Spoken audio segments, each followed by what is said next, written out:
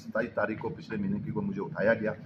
उसके बाद 8 दिसंबर को मेरे को कोर्ट ने जमानत दी। मुझे एक हरासमेंट की गई, एक जहनी हरासमेंट, जमीन का मुद्दा लगाकर कुछ लोगों ने गेम बनाकर इस तरीके से मेरे को अंदर करवाने की कोशिश की। जी ये बोलता है, बोलता मैं तब हूं जी, मैं अपनी कम्युनिटी के लिए बोलता हूं, जम्मू मुस्लिम के लिए बोलता हूं। जम्मू के अंदर बिना नोटिस के, बिना कोई 40 साल बैठे हुए लोग, 50 साल के बैठे हुए, 30 साल के बैठे हुए, यहाँ तो सबकी जगह है। हम तो पक्का हिंदुस्तानी है ना, हम भी यहाँ रहते हैं। अगर ये हमारे को कहते हैं भाई ये इस किस्म के यहाँ से आए वहां से आए, हमको रिफ्यूजी नहीं है, कुछ नहीं है, बिना नोटिस के जम्मू के अंदर जितने भी डैमेज किए हैं वो मैंने प्रेस रिलीज में मेंशन किए हुए हैं, आप देख सकते हैं।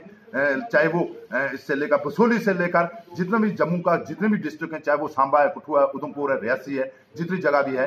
लेकिन हम कहते हैं जी कॉन्स्टिट्यूशन ये कहता है हिंदुस्तान का, सुप्रीम कोर्ट ये कहता है जी अगर जंगल बचाना है तो खाने बदोशों को बसाना है, फंडामेंटल राइट्स ये कहते हैं। उसमें फॉरेस्ट एक्ट राइट्स ये कहता है जी गुजर बकराल का जो हक है वो बिल्कुल बजाबता है जम्मू कश्मीर के बीच वो रह सकते। प्रशासन से जी मेरे को ज़हनी टार्चर किया गया और बिला वजह पॉलिटिक्स सियासत के तरीके से किया गया। किस तरीके से किया गया, मैं ये चाहता हूं जी हमारे को इंसाफ चाहिए। और जम्मू के अंदर जितने भी हमारे डैमेज हुए हैं, हम लोग इंसाफ मांगने वाले हैं और यहाँ के रहने वाले हैं, यही अपील है मेरी।